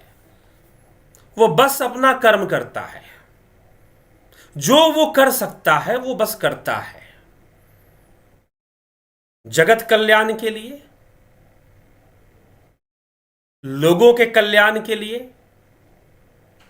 जो उससे बन पड़ता है वो करता है, और करते ही जाता। करने में बहुत कुछ कर जाता है, चमत्कारी ढंग से कर जाते हैं लोग। आत्मज्ञानी तो वैसे भी चमत्कारी ढंग से बहुत कुछ कर जाते हैं। ठीक है मित्रों, वो करता है, वो इनके वशीभूत कभी नहीं होता। रितिका फोगाट ने आत्महत्या कर ली, क्या ग्लानि, पराजय की ग्लानि, एक पॉइंट से पिछड़ जाने की ग्लानि। आईएएस अधिकारी ने आत्महत्या कर ली। ग्लानि, कई प्रकार की ग्लानि। असफल जीवन, कोई डिप्रेशन में आ गया, कोई किसी अवस्था में आ गया, कोई किसी अवस्था में आ गया। क्या है यह सब? क्यों ऐसी अवस्थाओं को लोग प्राप्त कर जाते हैं? क्योंकि स्वयं की संरचना को नहीं जानते, स्वयं की संरचना को नहीं समझते कि मन कैसे काम कर रहा है, इंद्रियां कैसे काम कर रही हैं, बुद्धि कैसे काम कर रही है, विचारों की प्रतिक्रियाएं कैसे हो रही हैं, साइकोलॉजिकल रिएक्शंस कैसे काम करती हैं। नहीं, स्वयं के बारे में पता नहीं है। बस समस्या यहीं पर है, बस समस्या यहीं पर है कि स्वयं के बारे में पता नहीं है। अगर स्वयं के बारे में थोड़ा पता हो तो इन सब चीजों से निपटना आप सीख जाओगे। इसीलिए मैंने कहा ना कि नहीं, कैरियर सेट हो जाएगा तब हम अध्यात्म के मार्ग पर चलेंगे, तब हम योग के मार्ग पर चलेंगे। जी नहीं, पहले शुरू करो, आत्मज्ञान के मार्ग पर चलना पहले शुरू करो, तो देखो कैरियर भी सेट हो जाएगा, प्रोफेशन भी अच्छा चलेगा, और सक्सेसफुल लाइफ। सबसे बड़ी बात है, सबसे बड़ी बात है जीवन की सफलता। क्योंकि लोग कैरियर सक्सेसफुल कर लेते हैं, प्रोफेशन सक्सेसफुल कर लेते हैं, लेकिन लाइफ को सक्सेसफुल नहीं कर पाते। यहां प्रॉब्लम है, यहां सबसे बड़ी समस्या है। तो लाइफ को सक्सेसफुल कैसे करना है, ठीक है, तो इस पर ध्यान दीजिए। और ये पहल बाद में अगर करोगे तो नहीं सोचोगे कि नहीं नहीं तब मैं स्पिरिचुअलिटी को तब मैं शुरू करूंगा, I will start my spiritual life when I will set my career, when I will have all the luxury things, then I will start my meditation in AC room. AC room में कहां ध्यान होगा? चलो ठीक है, प्रारंभ में ठीक है, लेकिन ध्यान का उद्देश्य तो यह है ना कि वो निरोधात्मक है। तो गर्मी क्या, सर्दी क्या और संसार के दुख क्या, सबका निरोध हो जाता है। निरोध करना आपको आना चाहिए ना, आपको निरोध करना आना चाहिए। समस्या यहीं पर है और यहीं सारी बात बिगड़ जाती है। ठीक है मित्रों, तो इसीलिए अध्यात्म और आत्मज्ञान का जो मार्ग है वो नितांत आवश्यक है, यहां तक कि आपके सक्सेसफुल कैरियर और सक्सेसफुल प्रोफेशन के लिए जरूरी है, बहुत जरूरी है। जब सफलता मिले तो भी, असफलता मिले तो भी, ये नहीं कि जिसको सफलता मिल गई उसका सब कुछ बढ़िया है, जी नहीं। कई बार जल्दी जल्दी आने वाली सफलताएं आपके अंदर ओवर कॉन्फिडेंस ले आती हैं, आपके अंदर दंभ ले आती है, आपके अंदर अहंकार ले आती है, और वो दंभ और अहंकार कई बार हमें पाप कर्मों में लगा देते हैं। वो दंभ और अहंकार कई बार पाप कर्मों में हमें घसीट लेते हैं। तो दोनों ही अवस्थाओं में जो कर्मों के सिद्धांत को समझने वाला है, यही अभी हम कठोपनिषद में क्या पढ़ रहे थे, क्या पढ़ रहे थे कि हर परिस्थिति में सुख मिल रहा हो चाहे दुख मिल रहा हो, कर्मों का भोग अनित्य है। कर्मों का भोग अनित्य है, चाहे सुख मिले चाहे दुख मिले, दोनों ही अवस्था में। चाहे सक्सेसफुल कैरियर मिल जाए चाहे खूब पैसा मिल जाए, जो यह संसार है और इसकी जो चाल है, इसका जो साइकिल है, that is not omnipresent और every time sustain. It will not remain with you. It will not stay with you. It will change. यह बदलेगा, अपना स्वरूप बदल देगा, यह अनित्य है। तो जो वस्तु अनित्य है वो अपने रूप को बदल देगा, रूप का परिवर्तन होगा तो दुख भी आएगा। जीवन में अनेक प्रकार से कई चीजें सामने आएंगी, लेकिन अगर हम अध्यात्म से जुड़े हुए हैं तो कई परिस्थितियों को संभालने, कई परिस्थितियों को अपने कंट्रोल में रखने और अपने आप को धर्म के मार्ग पर रखने में हम सफल हो जाते हैं। ऐसे कई लोग हैं जो आईएएस अधिकारी बन गए, बड़े से बड़े इंजीनियर बन गए। ऐसे मैंने बहुत सालों पहले, लगभग 10-11 वर्ष पहले मैंने किताब पढ़ी थी, ए monk who sold his Ferrari.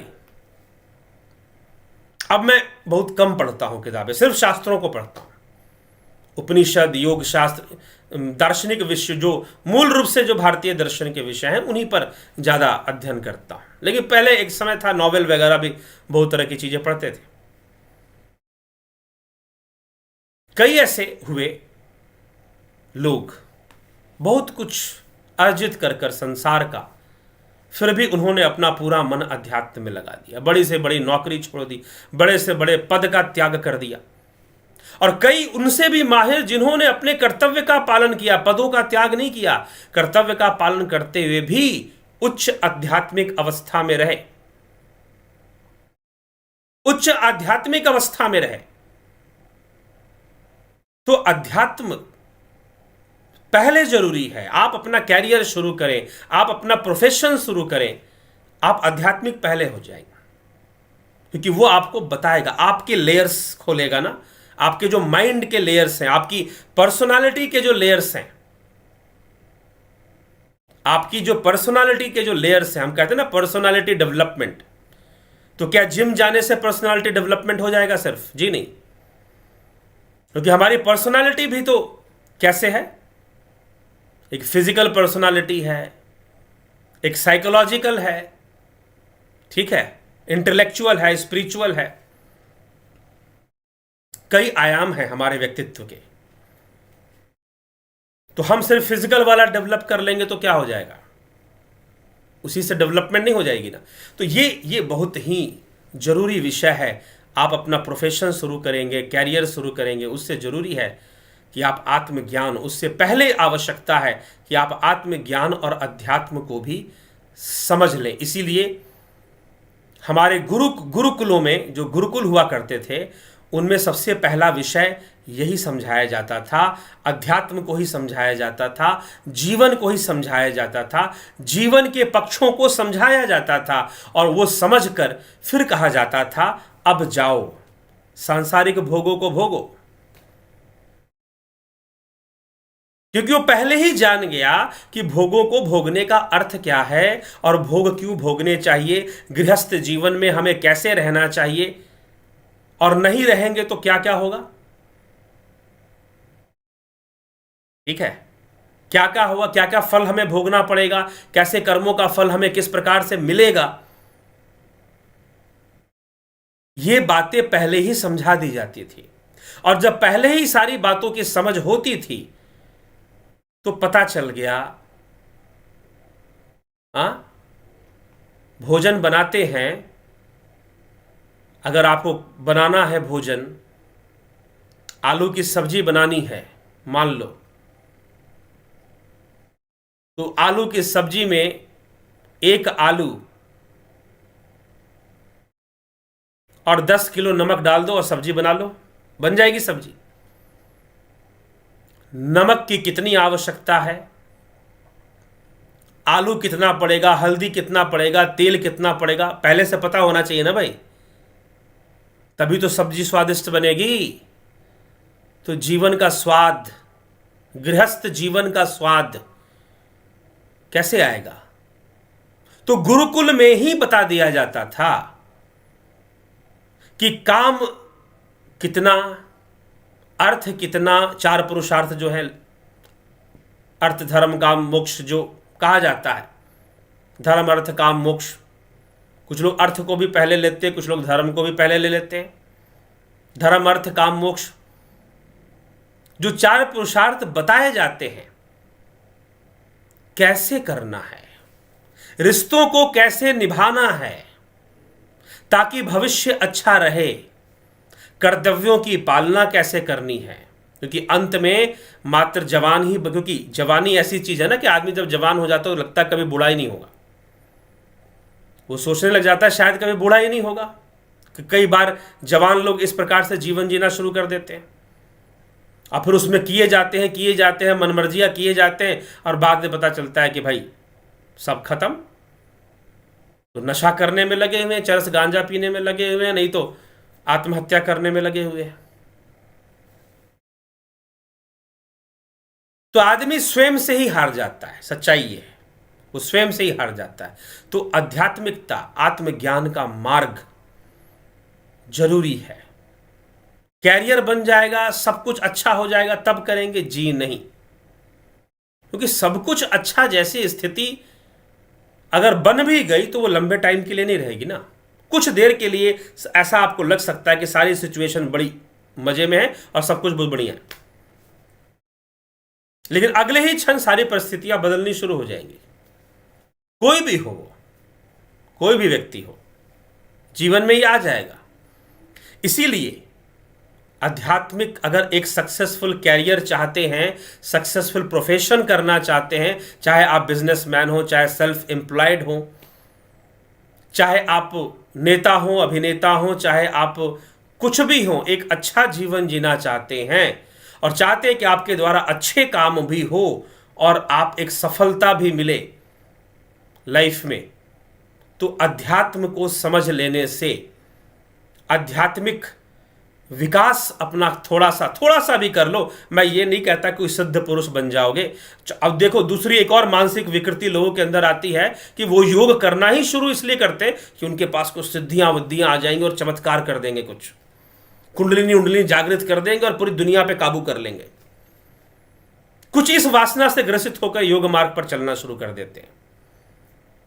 तो ऐसे भी कुछ लोग हैं, लेकिन नहीं, स्वयं को जानना, स्वयं के ज्ञान को, अपनी आत्मा को जानना, अपने आप को जानना, अपनी परतों को खोलना और उसको समझना, यह जरूरी है। और शांत होने का प्रयास, साधना में जाकर स्वयं को शांत रखने का प्रयास, स्वयं की चित्त वृत्तियों पर नियंत्रण ले आना, जीवन की बड़ी बड़ी समस्याओं का समाधान हो जाता है। बड़ी बड़ी समस्याओं का समाधान, कहां क्रोध करना है, कितना करना है, कैसे करना है, कितना काम, कितना क्रोध, कितना मोह, कितना लोभ, कितना कितना, सब पर नियंत्रण, ये जब आ जाता है, त्यागना नहीं। कुछ लोग कहते हैं लोभ मोह काम क्रोध त्याग छोड़ दो, गलती से भी मत कहना, क्योंकि असंभव है, असंभव है। बस आप नियंत्रण कर सकते हो, त्याग नहीं सकते। जब तक शरीर है, देह है, जब तक जीवत्व है, तब तक सारी चीजें रहेंगी, उस पर कंट्रोल ले आ सकते हैं। इतना ही किया जाता है और इतना ही होता है। तो कैसे करना है, किस तरह से करना है, कैसे गृहस्थी में रहना है, कैसे परिवार में रहना है, कैसे ऑफिस में रहना है, किन बातों को महत्व देना है, किन बातों को नहीं महत्व देना है। नहीं तो रावण है, कंस है, शूर्पणखा है, मंथरा है, अगल बगल घूमते रहते हैं, वो विचार देते रहते हैं, यहां बैठ जाते हैं, यहां पे आके बैठ जाते हैं और अपना काम करना शुरू कर देते हैं। विचारों से विचार जुड़ने लग जाते हैं। और वो 10वीं कक्षा की छात्रा, किसी कहानी मैंने अभी तक पूरी नहीं की, अब कर दे रहा हूं, याद आ गया बोलते बोलते, छूटी गई थी। अब वो सोचती है कि मेरे परिवार के लोग क्या सोचेंगे, माता पिता, पड़ोसी, भाई बहन, सब क्या सोचेंगे। कनेक्शन से कनेक्शन बनते जाता है, विचारों से विचार जुड़ते जाते हैं, जुड़ते जाते हैं, जुड़ते जाते हैं। और सीबीएसई बोर्ड का रिजल्ट निकलने वाला था। सीबीएसई बोर्ड का रिजल्ट निकलने के ठीक 3 दिन पहले फंदा लगाती है पंखे से और आत्महत्या कर लेती है। पूरी दिल्ली शॉक्ड कि 10वीं कक्षा की एक बच्ची, जो कि अभी 10वीं कक्षा की क्या उम्र होती है बच्चों की, इसलिए आत्महत्या कर ली क्योंकि उसको डर लग रहा था कि वह फेल हो जाएगी। लेकिन जब रिजल्ट आया तो ऑल इंडिया मेरिट लिस्ट में उसका नाम आ गया, टॉप 10 टॉपर्स में उसका नाम आ गया। लोग इंटेलेक्चुअल होते हैं, लोग रेसलर होते हैं, लेकिन आत्मबल और मनोबल से कई बार कमजोर पड़ जाते हैं। वहां पर मैनेजमेंट वहां नहीं हो पाती है। ठीक है, काफी चीजों को मैनेज कर रहे हैं अपनी बुद्धि से, अपने फिजिकल एनर्जी को मैनेज। जो रेसलर होते हैं ना, बड़ी व्यवस्था में उनकी डाइट होती है। एक्सरसाइज भी ऐसा नहीं कि कुछ भी करना, एक्सरसाइज शुरू कर दिया, बॉडी बिल्डिंग करना, नहीं। एक खास प्रकार की ताकत को डेवलप करने के लिए एक खास तरह की एक्सरसाइज करना, टाइम से करना। और यह भी नहीं कि जब आया खूब मर्जी से खूब कर लिया एक्सरसाइज की चलो पावर आ जाएगी, जी नहीं। धीरे धीरे एक्सरसाइज को बढ़ाना, ये सब उनके कोच लोग उनको सिखाते हैं। बस वही मैनेजमेंट तो सीखना है, विचारों के ऊपर, मन के ऊपर लागू कर देना उसको, तो वो चीजें नहीं हो पाती हैं। तो मित्रों, यही है कि हम इन सब विषयों पर भी थोड़ा ध्यान दें तो समाज में ऐसी घटनाएं कम हो जाए। कम से कम हम अपने परिवार, अपना समाज जहां हम रहते हैं, हमारा आस पड़ोस, अपना परिवार, मैं कर रहा हूं यूट्यूब चैनल के माध्यम से कुछ कर रहा हूं, आप कुछ समझ पा रहे हैं तो आप भी जरूर करें, या आप मुझसे बेहतर और अच्छा कुछ जानते हैं तो और जरूर करें आप। लेकिन अपने समाज में, अपने परिवार में जरूर ऐसी चर्चाएं करें कि आप हमारे घर में या हमारे आस पड़ोस में, सबसे बड़ी बात कि कई बार परिवार के लोग ही हमारी बात नहीं सुनते, या आस पड़ोस के जो आपके नजदीकी मित्र हैं वही नहीं सुनेंगे, बड़ा आया ज्ञान देने हमको। ये भी हो जाता है, कई लोग ऐसे भी शिकायत करते हैं। ठीक है, जितना भी आपका काम है प्रयास करना, जो सुनने के लिए तैयार है उसी को सुना लो, उसी को सुना लो।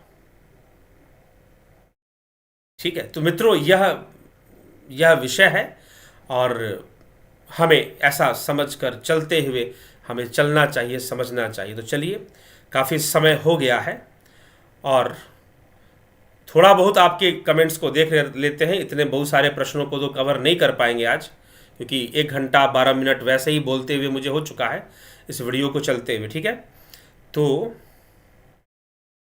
चलते हैं। ज्योति दत्ता जी, शिवाय गुरुजी, सूरज को किसी रश्मि का सहायता नहीं चाहिए, वो खुद प्रकाशमान है। ऐसे आत्मज्ञानी किसी प्रोफेशन में क्या लेना देना, आत्मज्ञानी विवेक के द्वारा जीवन में सब कुछ पा भी सकते हैं। बिल्कुल वही बात है। ठीक है, साउंड की गड़बड़ी हुई थी, चलो ठीक है, कमेंट उसके ऊपर है। और संसार के गिरीश कुमार चौबे जी, संसार के सारे नाते रिश्ते की अनुभूति होना बंद हो जाए, मनभेद समाप्त हो गया है, तो इसका क्या अर्थ है? मनभेद समाप्त हो गया है तो अच्छी बात है। रिश्ते नाते की अनुभूति होना समाप्त हो गया, ये एक अलग बात आप कह रहे हैं। लेकिन मनभेद अगर खत्म हो गया है लोगों के साथ, यह तो बहुत बड़ी बात है। मनभेद होने भी नहीं चाहिए। ठीक है, चलिए आगे।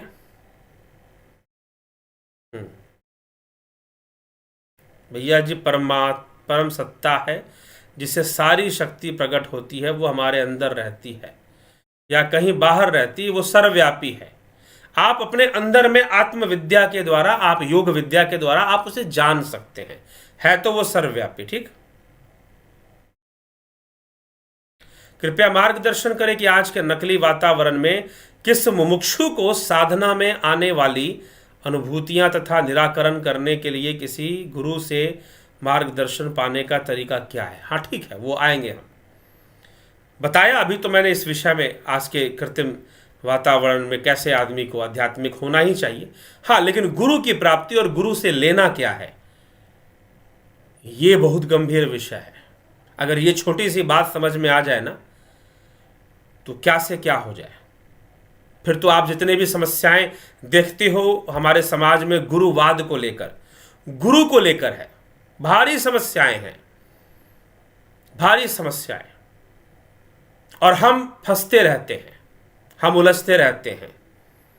कोई किसी का अवतार तो कोई किसी का अवतार बनने के चक्कर में रहते हैं, और हम पता नहीं क्या क्या सोच समझकर चलते रहते हैं, विवेक को खो देते हैं हम गुरु को लेकर। तो ये सारी चीज़ें शुरू हो जाती हैं।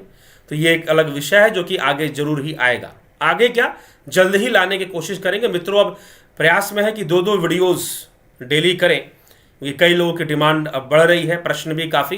तो 9 PM का जो समय होगा ज़्यादातर समसामयिक चर्चा और प्रश्न उत्तरी पर होगा, प्रश्न उत्तर ज़्यादा चलेंगे इसमें। फिर एक अन्य शास्त्रों की व्याख्या हेतु अन्य समय किया जाएगा, ऐसा विचार है मेरा, कोशिश है। लेकिन मुझे स्वयं कई बार इतना समय नहीं होता कि मैं 2-2 लाइव या 2-2 वीडियो लेकर आपके सामने आ पाऊँ, लेकिन फिर भी मैं प्रयासरत रहूँगा इसके लिए। ठीक है,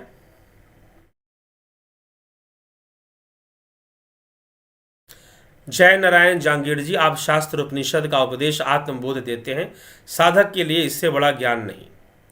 गीता शास्त्र साधक अध्ययन करेंगे तो समझने में आसान होगा।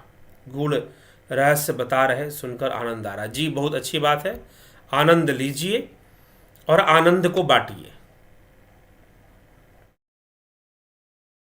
आत्मा का आकार वजन नहीं होता, इन सब चीज़ों से आत्मा परे है। हाँ, जीव का हो सकता है, प्रेत शरीर का हो सकता है, लेकिन आत्मा के लिए नहीं। ऐसा अक्सर देखने में, अमित शर्मा जी, ऐसा अक्सर देखने में आया है, जो लोग आध्यात्मिक पथ से जुड़ते हैं वे कैरियर में ऊंचा नहीं उठ पाते।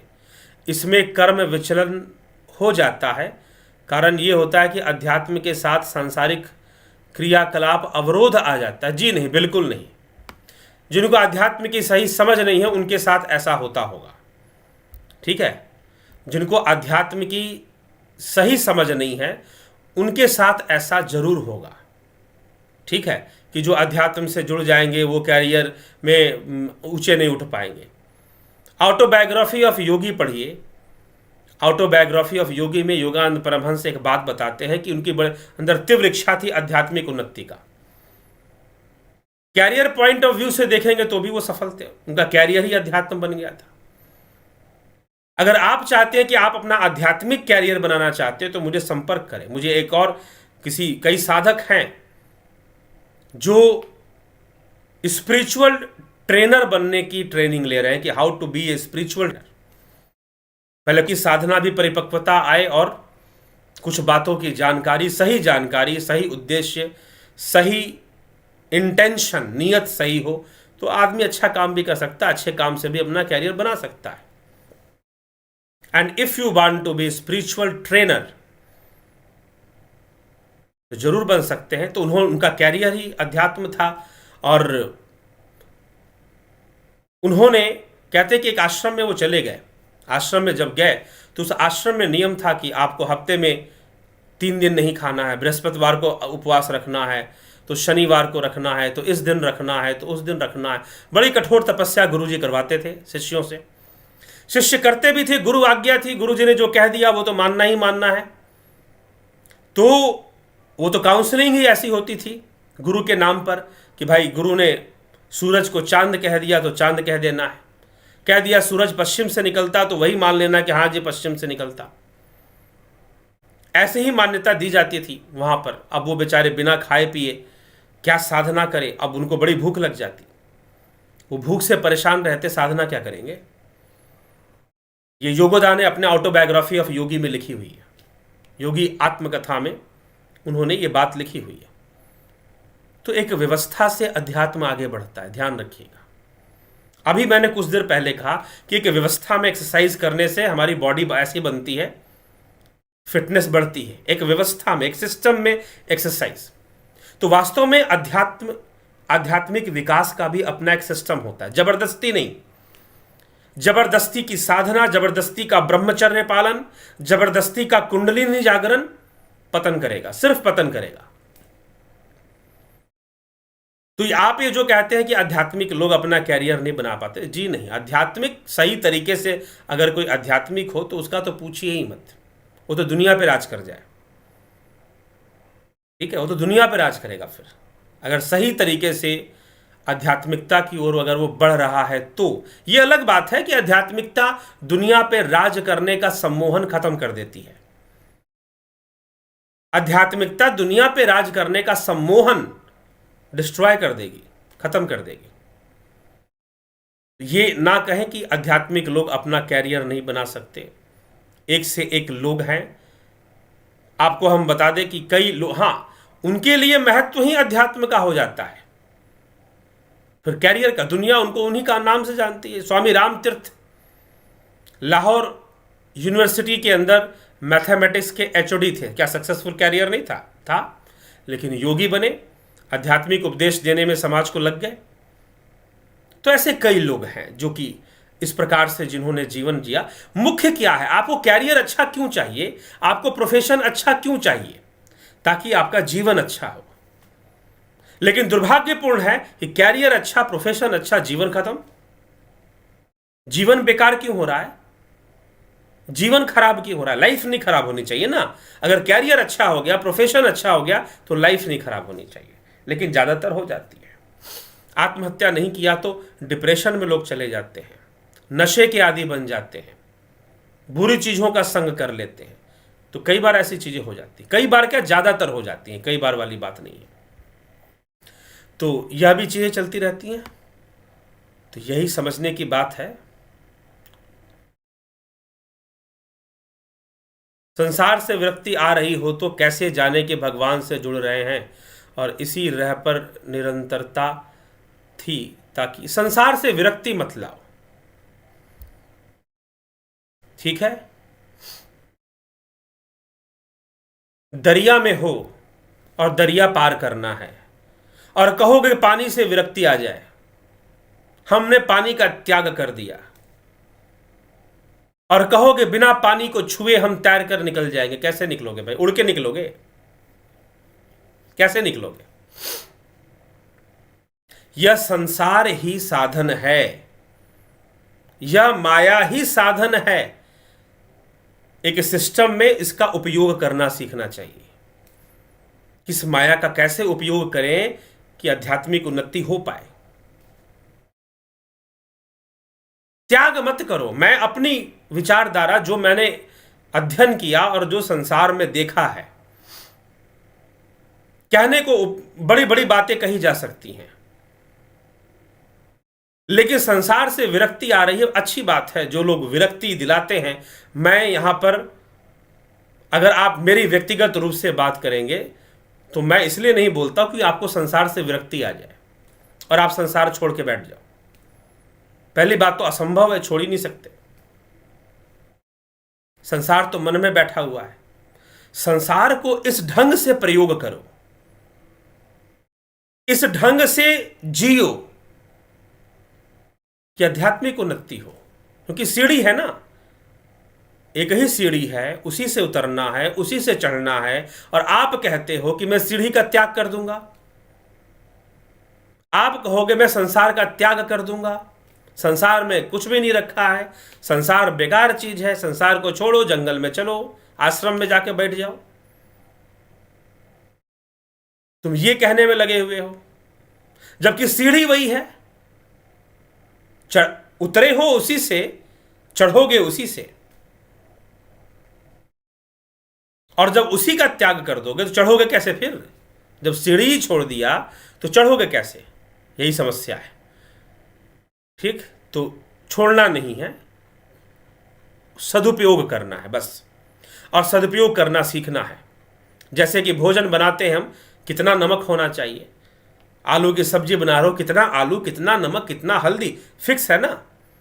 ये पता होना चाहिए कि कितना कितना क्या क्या करना है, क्रोध कितना कैसे। सबको अपने कंट्रोल में जब हम लाकर करेंगे तो एक अच्छा जीवन बनता है, एक सुंदर जीवन बनता है, एक उत्कृष्ट जीवन बनता है। आर्ट ऑफ लिविंग है ये, यही करना है।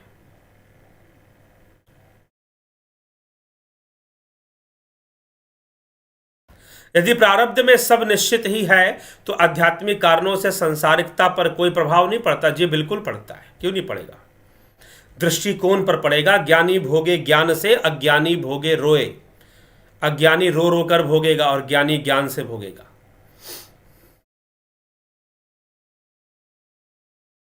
ठीक है, बस यही फर्क पड़ता है।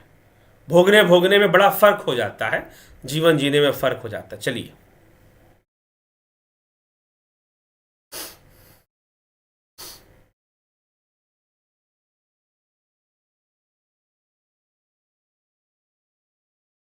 भाई कुमारी लड़की से कहे कि लड़की को अपने पति का ध्यान करे, तो ये पति पत्नी का ये मसला दूसरा है, ये लॉजिक कुछ और है, ये कहीं और चलता होगा।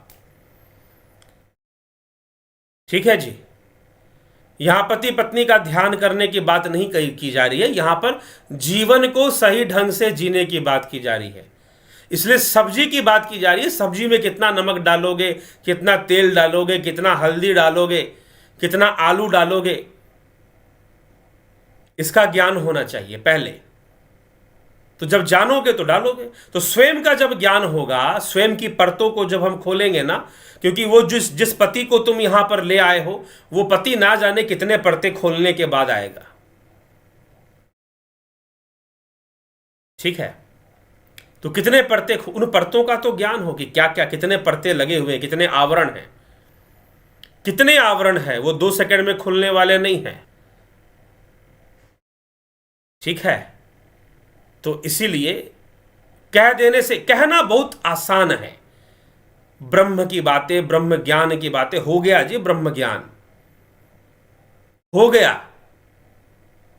कई संस्थाएं हैं जो सीधा, अरे हो गया, तुम ब्रह्म ज्ञानी हो गए, बस हो गए,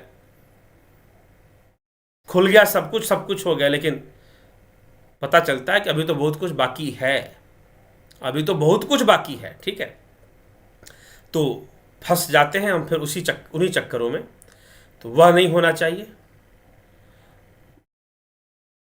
मन से लड़ाई नहीं कर सकते, इसलिए हमारा मन पंच विषयों में फंस जाता है। 7 अस्त्र को कैसे मजबूत करे? शरीर, श्वास, मन, बुद्धि, स्मृति और अहंकार। निरंतर चिंतन से और अभ्यास से होगा। जिसने मन को जीता उसने जगत को जीत लिया। बिल्कुल। पराज्ञान कैसे प्राप्त हो? साधना से ही होगा पराज्ञान प्राप्त, और कैसे होगा? जिसने मन को जीता उसने जगत को जीत लिया। हम जान पा रहे हैं कुंवारी है तो ध्यान करने को क्यों कहते हो। चलिए जी, ठीक है। शब्द स्पर्श रूप रस गंध ऐसे पंच विषयों से इंद्रियों को हटा, कई चीजें हैं, जीना सीखो। बस आज का जो व्याख्यान है, सही से जीना। लोभ छोड़ो, ना काम छोड़ो, ना क्रोध छोड़ो, ना अहंकार छोड़ो। रहेगा ही रहेगा, नहीं रहने का प्रश्न ही नहीं उठता। ठीक है, कितना भी वीर्य संचय कर लो, कितना भी ब्रह्मचर्य कर लो, कितना भी कुछ भी कर लो, रहेगा ही रहेगा। जब तक कैवल्य घटित नहीं होगा तब तक सब कुछ रहेगा। उन्हीं के साथ जीना है, बस उन पर नियंत्रण करके जीना है। कैसे करना है, उसी के लिए योग है ना, चित्तवृत्ति निरोधा उसी के लिए है।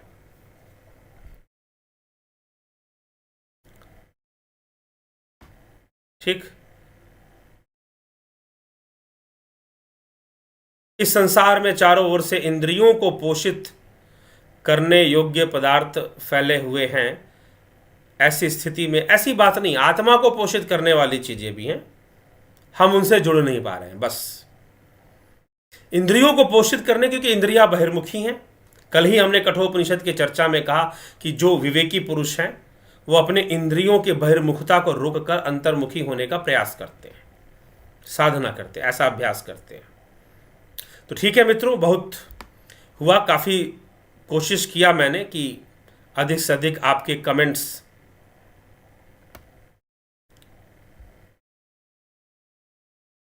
तो ठीक है मित्रों, तो काफ़ी मैंने प्रयास किया कि आपके कमेंट्स पर चर्चा की जाए। काफ़ी समय, लगभग 20-25 मिनट का समय मैंने इसमें दिया और देते रहेंगे। 9 PM पर ये चर्चाएं चलती रहेंगी, प्रश्न उत्तर ही ज़्यादातर चलेगा आजकल। और आप पूछें, आप जो प्रश्न करेंगे उस पर चर्चाएं आएंगी, चलेंगी, और समसामयिक विषयों पर भी चर्चा चलेगी। तो इसी के साथ विराम देंगे विचारों का। आप जुड़े रहें, बने रहें इस श्रृंखला के साथ, इस अभियान के साथ। यह एक अभियान है, यह एक अभियान है, आध्यात्मिक अभियान है, यह सनातनी अभियान है, यह सनातन को सही से समझने का अभियान है। यह इससे हम जुड़ें और इसको आगे बढ़ाएं। हमसे जो बन पड़ सकता है हम करें, क्योंकि यह मानवता की आवश्यकता है, हमारे राष्ट्र की आवश्यकता है। बस यही मैं कहना चाहूँगा, एक संकेत है। और अपनी जिम्मेदारी समझकर जुड़े। आपको लगता है कि हाँ, यह सनातन विचारधारा और सनातन दर्शन, भारतीय दर्शन, धर्म दर्शन, जो सनातन धर्म दर्शन है, उन विचारधारा को सही से समझने की आवश्यकता है, आपको लगता है कि हाँ समझना चाहिए, तो जरूर वीडियोस को दूसरों तक भी पहुंचाया करें। अगर आपको इसकी गुणवत्ता और आपकी लगता है कि हाँ यह सब बातें लोगों को समझना जरूरी है, तो ठीक है, तब जाकर शेयर किया करें। ऐसे ही नहीं कि मैं कह रहा हूं इसलिए नहीं, जब लगे कि हाँ ऐसी आवश्यकता है, लोगों को समझना ही चाहिए, तो निश्चय ही शेयर करें। तो इसी के साथ मैं विचारों को यहाँ पर विराम देता हूँ। बहुत बहुत आभार आप सभी का जुड़ने के लिए इस व्याख्या में, इस लाइव चर्चा में। कल फिर 9 PM लाइव चर्चा लेकर हम एक अन्य विषय के साथ आपके सामने उपस्थित होंगे।